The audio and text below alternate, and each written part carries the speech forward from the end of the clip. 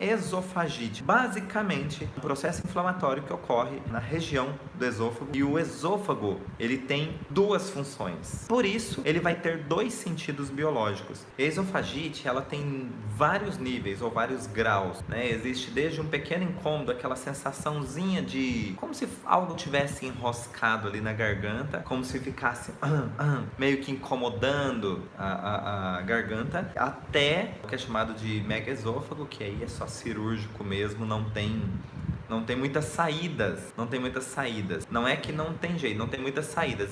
É possível reverter uma situação. Olha, o nosso organismo, ele é surpreendente, só que em alguns casos nós temos que lançar mão dos recursos adicionais que nós temos, porque às vezes está tão crônico, ou com a massa de conflito tão intensa, que somente um processo cirúrgico para auxiliar no processo. Tá? Isso não exclui a necessidade do bioalinhamento. Por quê? Porque o processo cirúrgico, ele vai estar corrigindo uma deformidade anatômica, né? Ou até fisiológica, mas não estará atuando sobre a causa primária do sintoma. E é aí que entra o bioalinhamento. Daí eu devo bioalinhar esse paciente. O paciente que ele é indicativo de cirurgia, eu devo bioalinhá-lo antes ou depois? Tanto faz. Na verdade, a gente não tem um protocolo para seguir nesses casos. Existe muito bem o bom senso.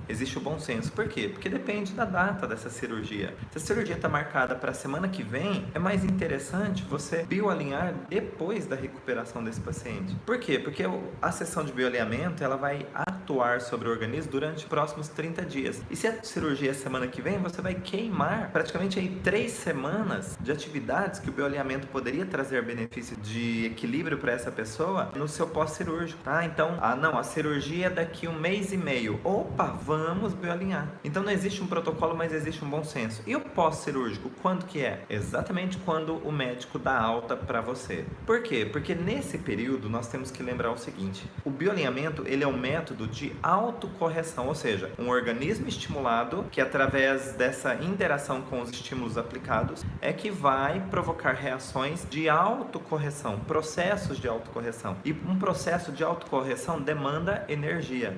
E se demanda energia, eu preciso de um organismo que esteja o máximo possível íntegro. E um pós-cirúrgico, ele está ainda precisando de bastante energia para justamente recompor os tecidos, as regiões que sofreram com essa cirurgia. Então, quando o médico der alta para você, imagina o seguinte: o médico dando alta para você voltar às suas atividades profissionais. Então, nesse momento, você também poderia ser submetido a uma sessão de bioalinhamento. E por que não uma semana depois de uma cirurgia? Depende tudo do tamanho da cirurgia também, mas uma semana depois, por exemplo, ainda temos tecidos ali que vão estar se recompondo, tendo uma reparação celular importante, uma reparação tecidual importante. E quando nós estimulamos o organismo dentro de um processo de autocorreção, nós vamos precisar de uma energia disponível para isso. E esse organismo está com sua energia voltada para um processo cicatricial naquele momento. Então a gente não quer nem prejudicar o potencial da sessão terapêutica e muito menos o potencial de reparação tecidual da região que foi sofrido a cirurgia, ok? Então, quando necessário uma cirurgia, use o bom senso. Pode ser antes, pode ser depois, não tem problema nenhum, mas uma cirurgia nunca exclui a possibilidade ou a necessidade do bioalinhamento, porque a cirurgia vai ajudar você a ganhar tempo, não necessariamente atua sobre a causa primária, ok? Então, é muito importante que a gente tenha esses conceitos para que não possamos ficar bitolados de que o bioalinhamento tem que entrar praticamente dentro da sala de cirurgia quando necessário, ok? Ou que também esteja excluído, porque o paciente vai ter que fazer cirurgia mesmo, então esquece. Não, o bioalinhamento, ele pode atuar sim de uma forma muito eficaz, ok? Todo o nosso corpo, todo, ele é formado pela combinação de 3 tecidos embrionários: ectoderma, mesoderma e endoderma, tá? Cada um vai ajudar a formar partes do corpo. Por exemplo, a parte óssea é formada pelo mesoderma, tá? A maioria dos órgãos é formado pelo endoderma, mas não é exclusivo. E tem órgãos que são formados, ou segmentos do corpo, que são formados por 2 ou 3 tecidos. Eu dizia que os tecidos embrionários, eles formam todas as partes do nosso corpo, todas. Nós temos apenas 3 tecidos embrionários. É como se nós tivéssemos 3 cores primárias para colorir tudo que nós vemos ao nosso redor, né? Por quê? Porque a combinação dessas 3 cores pode nos dar diferentes tonalidades e exatamente toda essa riqueza de cores que a gente enxerga. E é assim que funcionam os tecidos embrionários. Eles vão formar exatamente tudo que tem no nosso organismo, tudo que tem no nosso corpo humano. 3 tecidos, a combinação dos 3. Por isso que tem órgãos que vão ser formados, ou segmentos do corpo que vão ser formados por apenas um tecido embrionário, e tem segmentos do corpo que vão ser formados por 2 ou até 3 tecidos embrionários. Então olha só, quando eu tenho uma formação feita por 2 ou 3 tecidos embrionários, eu vou ter 2 ou 3 funções bem específicas. Então é interessante isso. Por quê? Porque cada tecido embrionário carrega um tipo de informação. E se cada tecido embrionário carrega um tipo de informação, um órgão que é formado por mais de um tecido embrionário, ele tem mais de uma informação, ele tem mais de uma função. E aí começa a ficar interessante. Então, quando outra live na semana passada eu disse, sei lá, acho que foi semana passada, que eu disse que o coração não é só para bater, o pulmão não é só para respirar, o intestino não é só para fazer merda, é exatamente isso. Por quê? Porque existem mais funções. A gente não pode generalizar, porque a base de formação desses tecidos é algo tão rico que explica exatamente a sua função. E é isso que a gente vai entender hoje por esse segmento que é o esôfago. Qual a função do esôfago? Quais são os tecidos embrionários que formam essa região? E quando a gente entende tudo isso, a gente começa a entender aquele paciente que tem uma esofagite, por exemplo, ou entender a si mesmo se você tem um desconforto no esôfago, tá? Então vamos lá. Os 2 primeiros terços, olha que legal, os 2 primeiros terços do esôfago, ele é formado pelo tecido ectoderma, tá? 2 primeiros terços, ele é ecto. Por quê? É um terço, são os 2 primeiros terços de contato. Eu estou em contato, ainda não estou digerindo o alimento. Eu estou em contato, praticamente tentando identificar o que existe ali, tá? Então, esses 2 primeiros terços, eles vão identificar, e o último terço aí é endodérmico, que aí ele participa sim de um processo mais digestivo, que vai chegar lá no estômago. Mas olha que interessante, eu tenho 2 funções, e vamos pegar o esôfago como um órgão. 2 funções definidas. Eu tenho a função de identificar, eu tenho a função de contato para identificar o que está entrando ou até o que está saindo, porque eu posso ter um refluxo. E eu tenho uma porção que é relacionada a, digamos, mais voltada à digestão. Vamos traduzir isso para as nossas histórias, porque talvez vocês já estejam acostumados aqui, que eu disse para vocês que temos 2 funções. Então, eu preciso de uma história que seja impactante, inesperada, dramática e que seja vital para mim. Ou seja, nossa, minha vida depois disso mudou. Ou a segunda função, eu preciso de uma situação impactante, inesperada, dramática e que aquilo eu queira absorver ou jogar fora, que é colocar para dentro ou para fora. 2 funções. E aí nós vamos escutar o nosso paciente. Só que eu preciso acrescentar, ainda na história desse paciente, o contexto que é a função própria do órgão, que é engolir ou jogar fora. Então isso que é interessante. A função do esôfago, ele é um trajeto, ele é um canudo, ele é uma via de acesso ou de repulsa. Então é muito interessante que as pessoas às vezes têm desconfortos e começa a ter o refluxo. E aí, a partir de determinados alimentos ou a partir de determinadas situações, esse refluxo começa a acontecer. O refluxo nada mais é do que isso, uma tentativa do organismo em tentar jogar fora uma informação. Que informação? pode ser uma informação real, simbólica, imaginária ou virtual. Vocês já viram essa expressão assim? Ah, eu tô com fulano por aqui, ó. Eu tô com fulano engasgado aqui. Nossa, eu tô com fulano, ó, por aqui. Nossa, eu tô com ele atravessado aqui. Vocês já disseram isso em alguma vez? Não precisa falar de quem. Não precisa falar de quem. Às vezes hoje, né? Às vezes alguns anos atrás. Mas você já disse isso? Ou você já ouviu alguém dizer isso? São 3 expressões muito comuns, né? Nossa, eu tô com fulano atravessado. Nossa, eu tô com fulano por aqui. E nossa, eu não engulo fulano. Tem gente que fala isso todo dia, né? Às vezes com um sorrisão no rosto e por dentro tá aquela ira, aquela vontade de mastigar a pessoa, né? Tem que ser impactante, inesperado e dramático. Então vamos pegar um exemplo. Olha só, uma situação, por exemplo, você está no seu trabalho e seu chefe chega para você e fala muitas coisas que não condiz com o seu perfil, enfim, ele está te acusando, ele está, enfim, falando muita coisa sobre você, muitas inverdades. E aí, ele é seu chefe e você fala assim, puxa, eu tô com muita vontade de dizer umas verdades aqui nessa reunião, mas eu não posso. Eu não posso, porque ele é meu chefe e final de ano, eu não posso perder meu emprego. E aí você fica com ele engasgado aqui, atravessado. Você fica, nossa, qualquer hora eu solto tudo que eu tenho para dizer.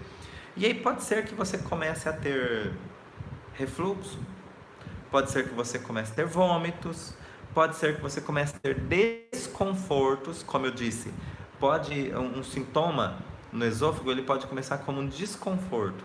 Esse desconforto pode ser aquela sensação de um arranhozinho na garganta, mas fica arranhando o dia inteiro, não passa, tá? Não é porque você falou muito, não é porque você falou alto, é porque realmente ali tem um processo acontecendo, tá? Então, você fica com aquela sensação de que tem algo ali na tua garganta, e aí vai até ao médico às vezes, e ele vai olhar e vai dizer, não tem nada, sua garganta tá limpinha, tá tudo ok.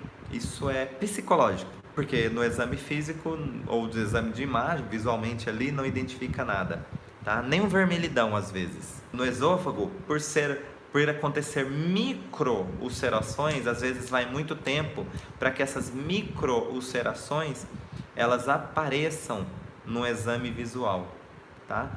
Você tem a sensação, mas não aparece no exame visual.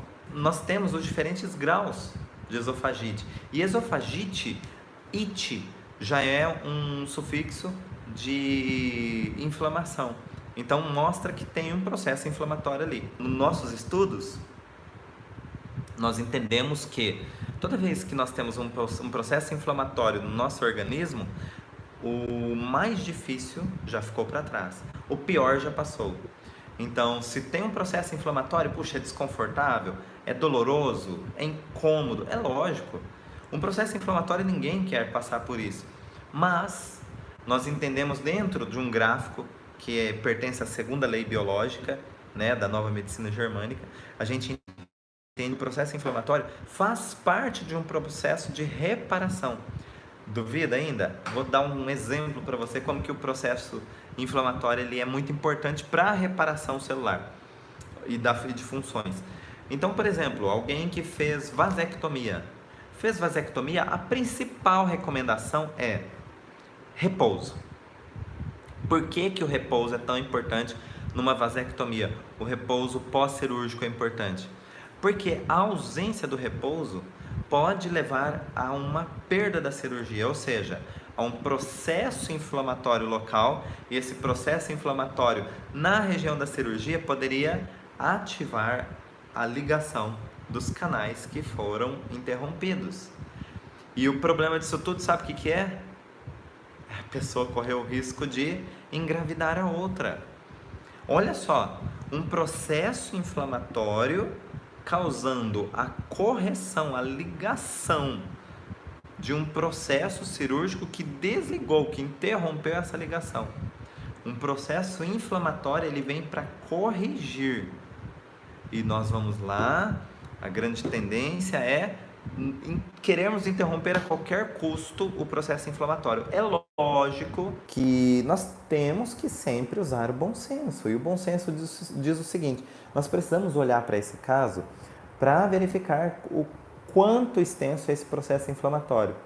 É um processo inflamatório com uma natureza focada, local, sem extensão, beleza. Agora é um processo inflamatório generalizado, opa.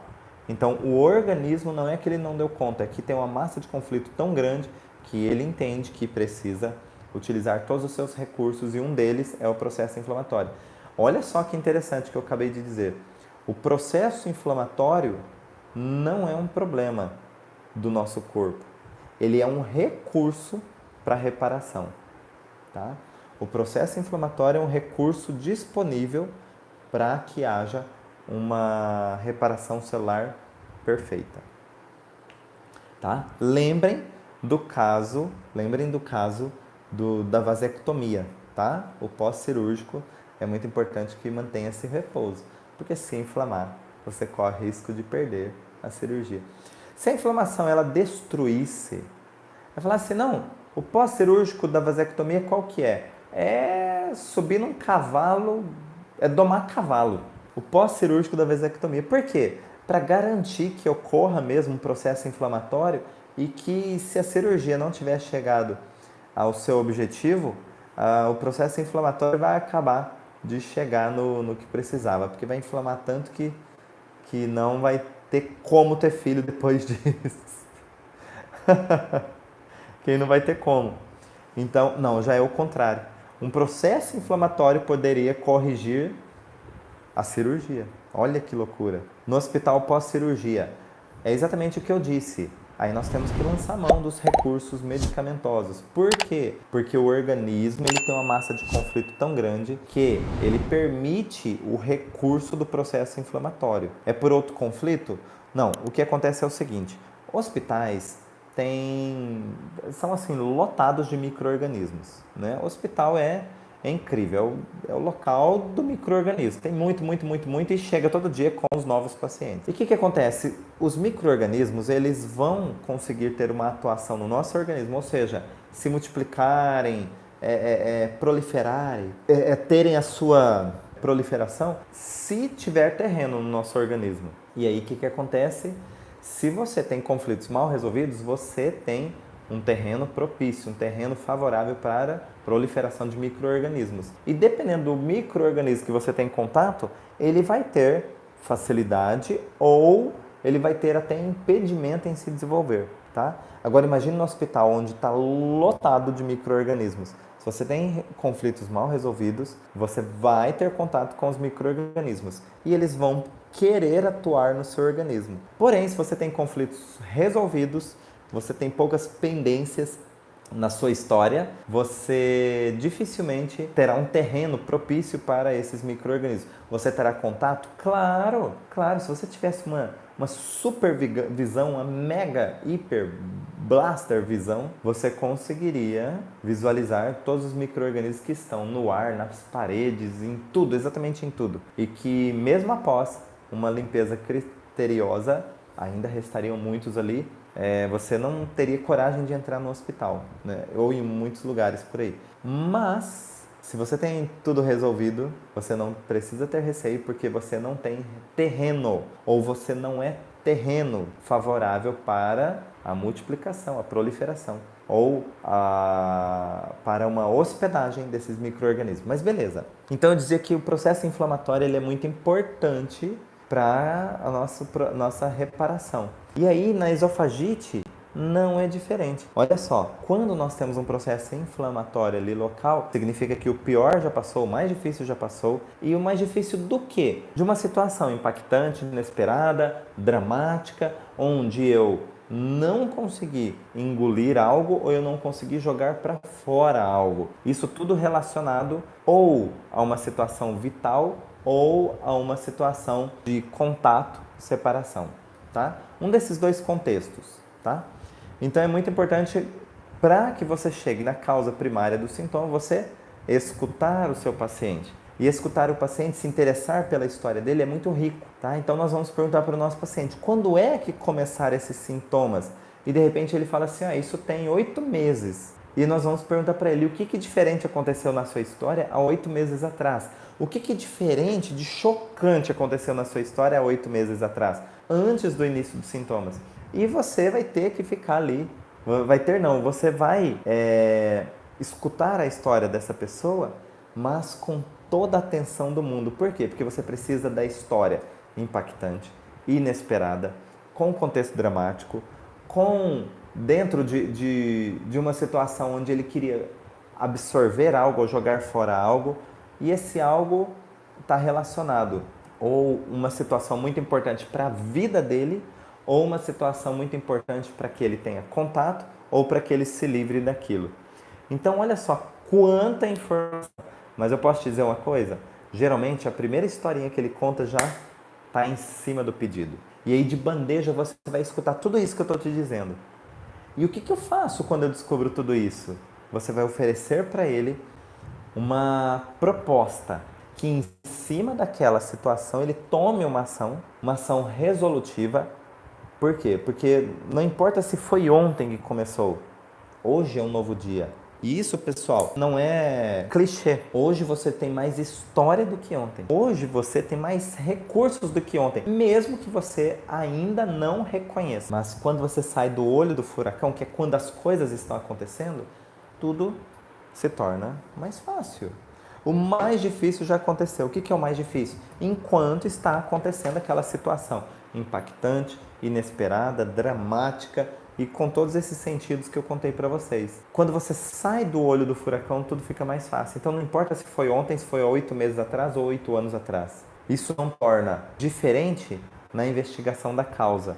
Por quê? Porque eu preciso identificar quando é que começou e qual história está associada. O que torna diferente é, talvez, você ficar vivenciando aquilo constantemente. Aí seu sintoma, com certeza, ele terá uma expressão maior. Mas se de repente aconteceu uma situação impactante, inesperada e dramática e nunca mais aconteceu nada parecido, talvez você só tenha que virar a página desse único assunto. Mas quando você repetidamente está vivenciando aquilo, é importante que você tome ações que hoje talvez não sejam as ideais para virar plenamente a página, mas talvez seja a ideal para você fazer algo diferente. E se você faz algo diferente, você começa a ter resultados diferentes. Não posso ter resultados definitivos ou plenos se eu não participar da causa primária. E quando eu identifico qual foi a causa primária, a primeira pergunta é: e o que você faz com isso agora, hoje? O que você consegue fazer para virar a página? Talvez você não vire a página de uma única vez, mas talvez você segure o canto da página para virá-la, tá? E isso vai trazer resultados já muito diferentes. Então, o que é que realmente vai funcionar? A ação em cima da identificação. A ação de quem? A ação da própria pessoa sobre a sua história. Porque é aquele momento em que ela está tendo uma atitude para virar a chavinha, virar a página. E nesse virar a página é onde ela começa a reescrever uma nova história. E às vezes isso tem 8 anos ao invés de 8 dias ou 8 horas. Às vezes tem 8 anos que ela está dentro desse processo, tá? Então é muito importante a gente escutar a história do paciente, ok?